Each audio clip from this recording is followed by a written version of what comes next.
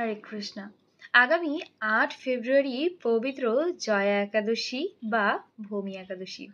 আসুন পাঠ করি ভৌমি একাদশী ব্রত মাহাত্ম্য।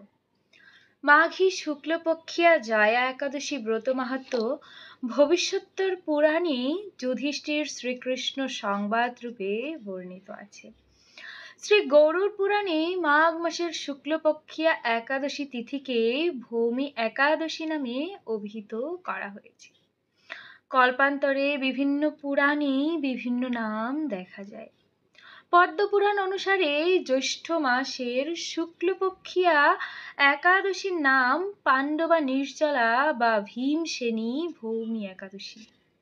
যুধিষ্ঠির বললেন, হে শ্রীকৃষ্ণ, আপনি কৃপা করে মাঘ মাসের শুক্লপক্ষের একাদশীর সবিশেষ বর্ণনা করুন। শ্রীকৃষ্ণ বললেন, হে মহারাজ, মাঘ মাসের শুক্লপক্ষের একাদশী জয়া নামে প্রসিদ্ধ। এই তিথি সর্বপাপ বিনাশিনী, সর্বশ্রেষ্ঠা, পবিত্রা, সর্বকাম এবং মুক্তি প্রদায়িনী। এই ব্রতের ফলে মানুষ কখনো প্রেতত্ব প্রাপ্তি হয় না, মানে ভূত প্রেত এগুলো হয় না। এই একাদশীর নিম্নরূপ উপাখ্যান শোনা যায়। এক সময় স্বর্গলোকে ইন্দ্র রাজত্ব করছিলেন। সেখানে অন্য দেবতারাও বেশ সুখেই ছিলেন। তারা পারিজাত পুষ্প শোভিত নন্দন কাননে অশ্পরাদের সাথে বিহার করতেন। একদিন 50 কোটি অশ্পরার নায়ক দেবরাজ ইন্দ্র স্বেচ্ছায় আনন্দ ভরে তাদের নৃত্য করতে বললেন। নৃত্যের সাথে গন্ধর্বগণ গান করতে লাগলেন। পুষ্পদত্ত, চিত্রসেন প্রভৃতি প্রধান প্রধান গন্ধর্বেরাও সেখানে উপস্থিত ছিলেন। চিত্রসেনের পত্নীর নাম মালিনী। পুষ্পবন্তী নামে তাদের এক কন্যা ছিল। পুষ্পদত্তের পুত্রের নাম মান্যবর। এই মাল্যবান পুষ্পবতীর রূপে মুগ্ধ হয়েছিল। পুষ্পবন্তী পুনঃ পুনঃ কটাক্ষ দ্বারা মাল্যবানকে বশীভূত করেছিল। ইন্দ্রের প্রীতিবিধানের জন্য তারা দুইজনেই নৃত্যগীতের সেই সভায় যোগদান করেছিল, কিন্তু একে অপরের প্রতি আকৃষ্ট থাকায় উভয়েরই চিত্ত বিভ্রান্ত হয়েছিল। সেখানে তারা পরস্পর কেবল দৃষ্টিবদ্ধ অবস্থায় দাঁড়িয়ে থাকলো।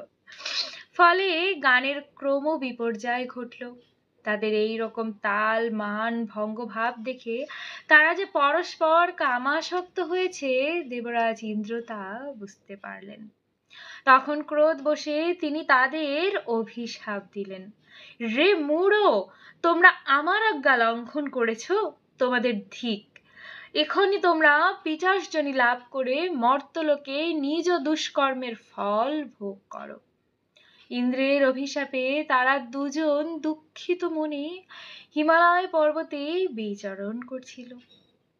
পিশাচত্ব প্রাপ্ত হওয়ায় তারা অত্যন্ত দুঃখ ভোগ করতে লাগলো। হিমালয়ের প্রচণ্ড শীতে কাতর হয়ে নিজেদের পূর্ব পরিচয় বিস্মৃত হলো। এইভাবে অতি কষ্টে সেখানে দিন যাপন করতে লাগলো।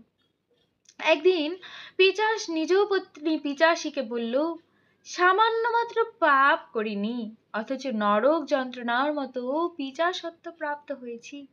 অতএব এখন থেকে আর কোনো পাপ কার্য করব না। এইভাবে চিন্তা করে তারা সেই পর্বতে মৃতপ্রায় বাস করতে লাগলো।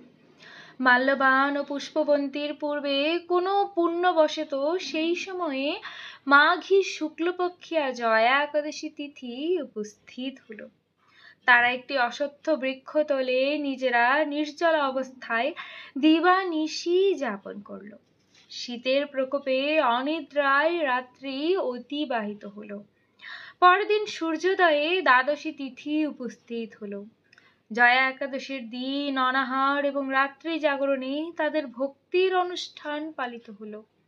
এই ব্রত পালনের ফলে ভগবান বিষ্ণুর কৃপা তাদের পিশাচত্ব দূর হলো।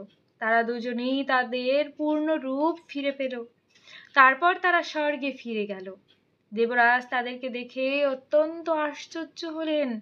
তিনি জিজ্ঞাসা করলেন, কোন পুণ্য ফলে তোমাদের পিপাসত্ব দূর হলো?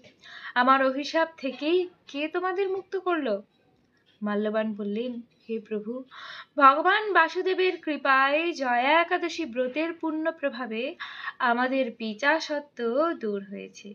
তাদের কথা শুনে দেবরাজ ইন্দ্র বললেন, হে মাল্যবান, তোমরা এখন থেকে আবার অমৃত পান করো।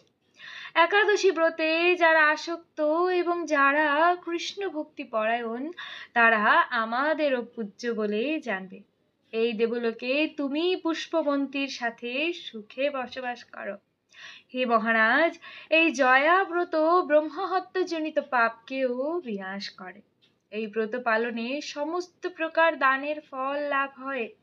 সকল যজ্ঞ এবং তীর্থের পুণ্য ফল এই একাদশী প্রভাবে আপনা হতেই লাভ হয়। অবশেষে মহানন্দে অনন্তকাল বৈকুণ্ঠে বাস হয়।